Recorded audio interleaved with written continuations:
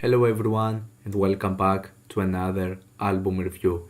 And in this video I'm going to review DYER'S Hands by Pedestrian Deposit. This is a new release from a noise duo of Los Angeles called Pedestrian Deposit after their excellent album back in 2015, The Architector. This is a thing that I've said with other albums that have come out this year, which is the fact that we see noise music getting a bit more approachable and being able to attract more and more people outside of just the obscure and the experimental phase of things. This duo fits in the same category in my opinion. While they might not be that well known, they're still to the more underground music sphere, but I think they have managed to let their stigma with releases that just go beyond the spectrum of just noise, abstract and just harsh music. I can see some of the albums getting a bigger appreciation with an audience that is not just into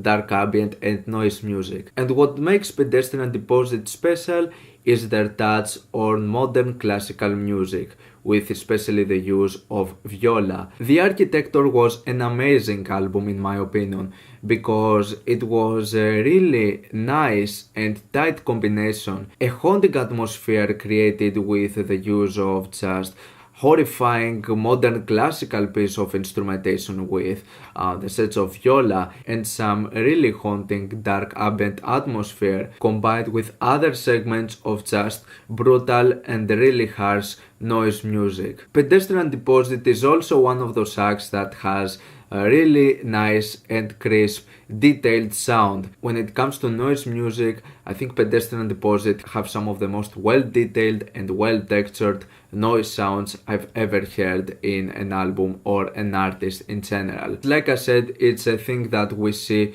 more and more happening nowadays. But with Pedestrian Deposit, the thing is that noise music is not the main thing, it's not the main factor of their albums. Noise is just segments throughout some of their songs. They mostly go to a haunting atmosphere that is achieved with some really nice sounds of dark ambient music, with some really nice and melancholic instrumentations when it comes to viola and other elements of classical music. And you can also have some obscure sort of field recordings and just using objects on the environment as part of a disturbing musical composition. All of those elements that I mentioned are apparent in this new release over here, though this album goes way more into the dark ambient side of things. The album is surprisingly way more silent and less harsh than what I would expect. I knew I was going to take a lot of dark ambient moments, but not to that extent. And I would say this is what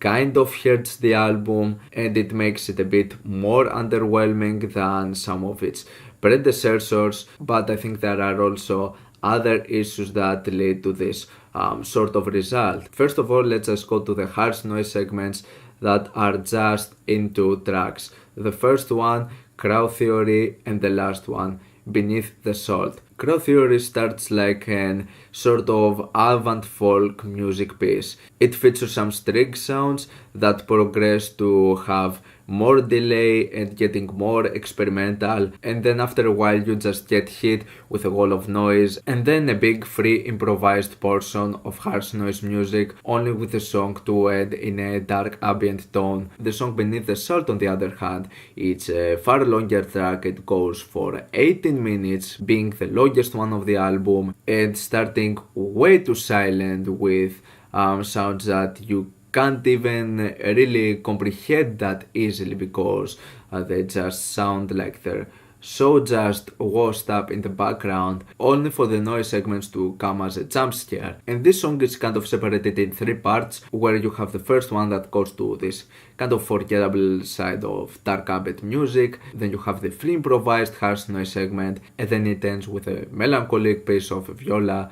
And in my opinion, there's not that much of a connection between these three segments, and none of these three parts has something that memorable or some sort of cohesion or something that interesting apart from nice production. And that's the thing, even though the noise parts are for some ridiculously short period of time throughout this entire album, I don't even think they managed to stand out for what they are. Apart from their extremely well detailed sound, I think they serve as some of the most underwhelming parts of the album. I honestly preferred some of the dark ambient segments way more. The second song is just melancholic modern classical. What can be given is just a piece of sort of dark ambient that goes with viola. It has a nice atmosphere to it, but it's still not something that special in my opinion. Where I think it's by far the biggest highlight of the album is with the song Auger, which is a legit horrifying piece of music. And I really love the atmosphere behind it. This slightly distorted monotone pattern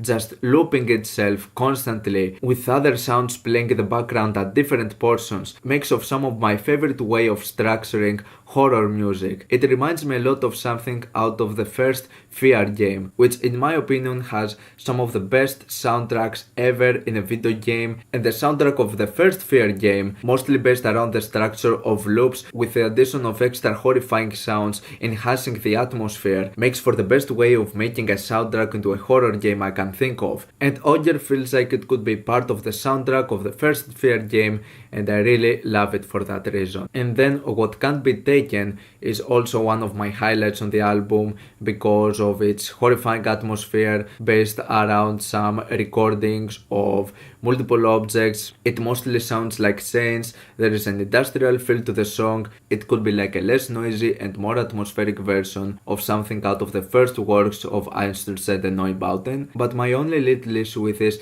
is that it feels like it sounds a bit low into the mix, it sounds a bit silent, and this is the issue I can say happens with pretty much the entire album. While it sounds really crisp, detailed and really well produced, I think the mixing or the mastering could be a tiny bit higher. There's no need for something so crispy and so detailed to just sound so low in the mix, just sounding like background music. But other than that, this is still an okay release from Pedestrian Deposit, but after 4 years since the release of the Architecture, I was really expecting for something more than just an okay album. So in my opinion, better go and look up for some of their older stuff before jumping into this one. I'm going to give this album a 6+ out of 10. What's your opinion on this album? Like it, dislike it, why, and what do you want me to review next time? Let me know down in the comments. Leave a like if you enjoyed the video, subscribe for more content like this. Thank you for watching, and I'll see you all in the next video. Goodbye.